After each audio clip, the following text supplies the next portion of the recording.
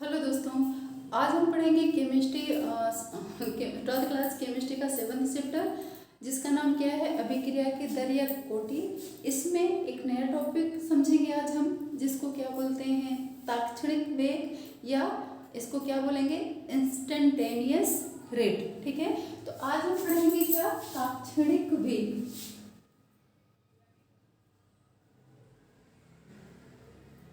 तात्क्षणिक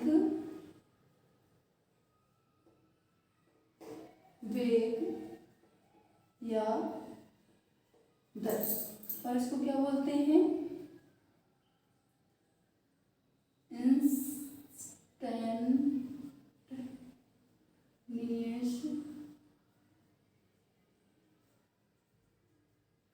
rate. ठीक है, तो तात्क्षणिक वेग क्या कहलाता है।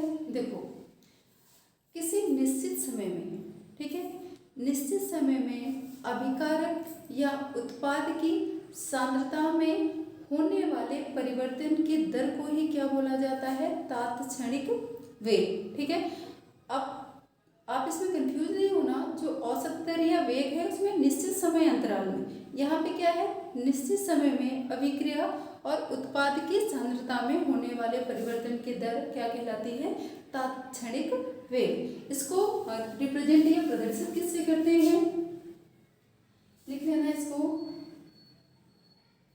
किसी निश्चित समय में अभिकारकों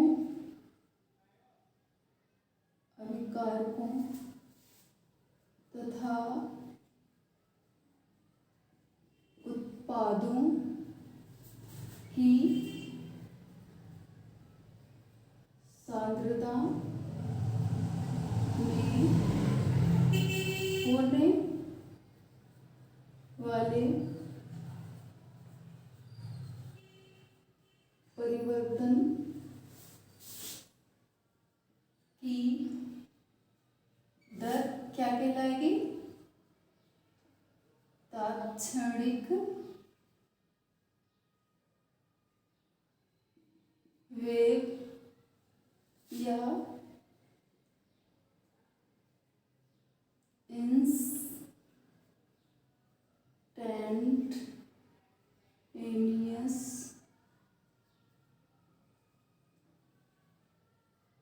रेट। इसको किससे प्रदर्शित करेंगे,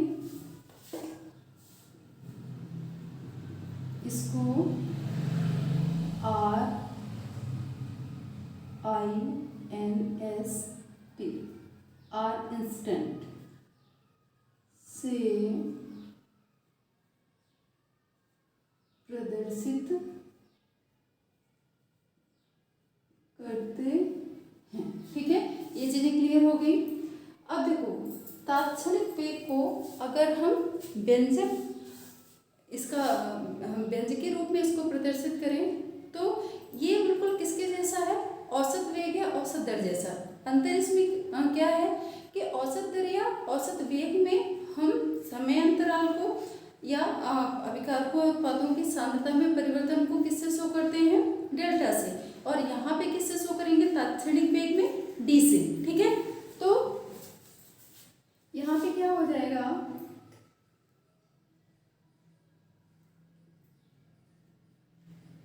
तात्क्षणिक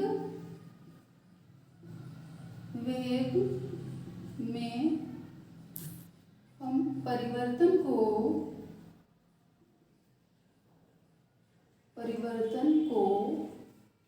डेल्टा की जगह डी से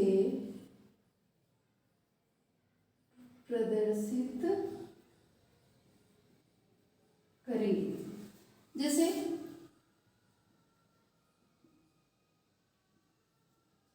अभिक्रिया A plus B equal to C plus D। ठीक है, तो ये अभिक्रिया हो गई।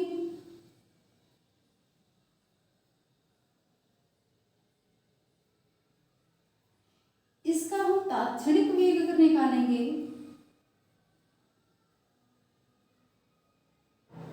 क्षणिक वेग, तो ये क्या हो जाएगा, ये तो अभिकारक है, ये क्या है, उत्पाद, अभिकारक या आर, और ये क्या है, उत्पाद या पी।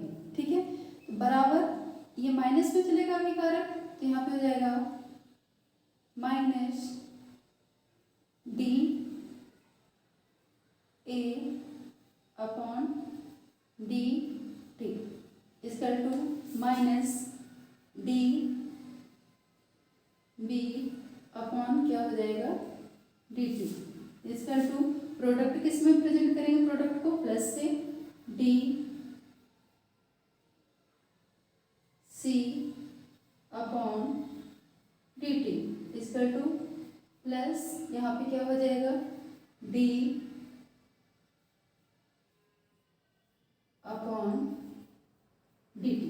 ठीक है, तो ये अभिक्रिया हो गई। अगर हम इसका तात्क्षणिक वेग निकालते हैं तो इसको इस रूप में रिप्रेजेंट करते हैं। ठीक है, इसी प्रकार अगर हम मान लो क्या लेते हैं, इसी प्रकार हम N1A प्लस N2B यहाँ पे प्रोडक्ट में M1C प्लस M2D। ठीक है, अगर इस रूप में लिखेंगे तो यहाँ पे देखो, यहाँ अभिकारक क्या है, A व B, जिसका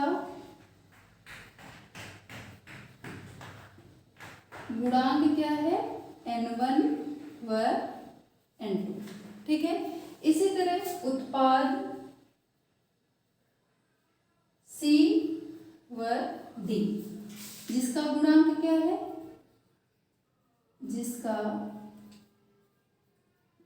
गुणांक M1 व M2। ठीक है, तो जब इसका हम तात्क्षणिक वेग निकालेंगे तो वो कैसे रिप्रेजेंट करेंगे इसको, जब इस अभिक्रिया को समीकरण द्वारा व्यक्त करेंगे तो हम इसमें क्या लिखेंगे, जब इस अभिक्रिया को समीकरण द्वारा व्यक्त करते हैं तब क्या हो जाएगा। अब ये जो आपका है N1 अभिकारक क्या हो जाएगा, minus 1 upon N1 D A upon क्या हो जाएगा, D T equal to minus यहाँ पे क्या हो जाएगा, N2 यहाँ पे क्या हो जाएगा, बी अपॉन यहाँ पे क्या हो जाएगा, डी टी, फिर उत्पाद है तो प्लस में जाएगा, डी यहाँ पे क्या हो जाएगा, सी यहाँ पे हो जाएगा डी टी इसका टू प्लस यहाँ पे आपका क्या हो जाएगा, डी ब्रैकेट में क्या हो जाएगा, capital D upon D T. अच्छा सॉरी, यहाँ पे हो जाएगा आपका 1 upon M1 plus 1 upon M1 और यहाँ पे होगा प्लस 1 अपॉन M2। ठीक है, तो ये चीजें आप याद रखिएगा। क्या देखो, तात्क्षणिक में किसी निश्चित समय में कारकों तथा उत्पाद की सांद्रता में होने वाले परिवर्तन की दर। ठीक है, इसको समीकरण द्वारा अगर व्यक्त करेंगे तो देखो, अभिक्रिया अगर A प्लस बी और C प्लस डी है तो तात्क्षणिक वेग के रूप में अगर इसको परिवर्तित करेंगे तो यहाँ पे आपका minus D A D T minus D B D T, ये किसका हो जाएगा, अभिकारक का, और उत्पाद किस में परिवर्तित हो जाएगा, प्लस डी यहाँ पे सी और डी टी, और दूसरा उत्पाद प्लस डी डी और अपॉन क्या हो जाएगा, डी टी। ठीक है, अगर हम दूसरे रूप में लेते हैं N1A प्लस N2B, यानी अभिकारक A व B का गुणांक हमने क्या माना, N1 व N2, और उत्पाद उसका C और D का गुणांक क्या माना, M1 व तब समीकरण आपका क्या हो जाएगा, अभिकारक minus 1/a1 D A D T, और यहाँ पे ये भी माइनस में और प्रोडक्ट किस में जाएगा, प्लस में। अब थोड़ा सा इसको आप समझ लीजिए, इसका स्क्रीनशॉट ले लीजिए, इसके बाद हम इसको उदाहरण के माध्यम से और अच्छी तरीके से समझते हैं।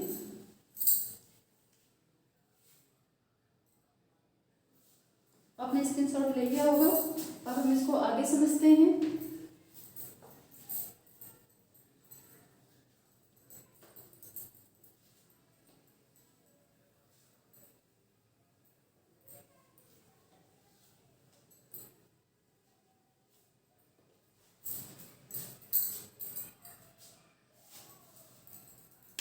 अगर मान लो अभिक्रिया यहाँ पे क्या दी हुई हो,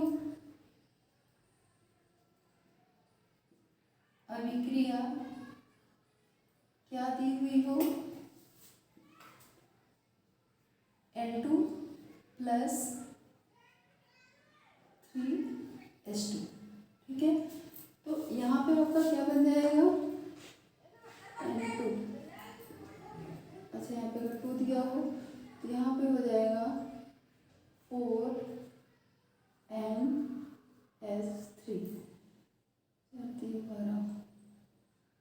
ठीक है। यहाँ पे आपका क्या बन जाएगा, ये आपका 2N2 है, 2 दूनी 4, 3 दूनी 6, ठीक है। तो ये अगर यहाँ पे ये चीज दी हुई हो तो आपका क्या बन जाएगा, N2,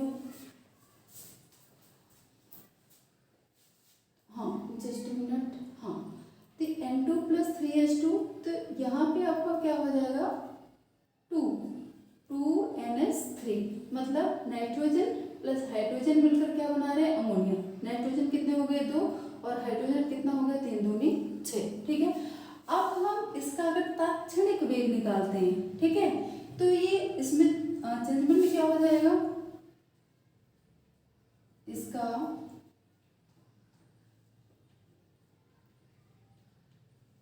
तात्क्षणिक वेग क्या हो जाएगा, माइनस किसमें जाएगा, ये D N2 upon D T minus 1/3, ये संख्या अपॉन में आ जाएगी, डी यहाँ पे हो जाएगा S2 और नीचे dt, इसका टू प्रोडक्ट है आपका, तो ये आएगा प्लस 1/2 डी, यहाँ पे आ जाएगा NS3 और अपॉन का क्या हो जाएगा dt, ठीक है। तो यहाँ पे कहने का मतलब ये है कि अगर हमें या तो किसके अभिकारक के विलुप्त होने की दर ज्ञात हो या तो उत्पाद के बनने की दर ज्ञात हो, तो हम अभिक्रिया का तात्क्षणिक वेग आराम से निकाल सकते हैं, ठीक है। अगर ये समीकरण, ये वीडियो आपको अच्छा लगा हो तो वीडियो को लाइक शेयर एंड सब्सक्राइब करें। Thank you.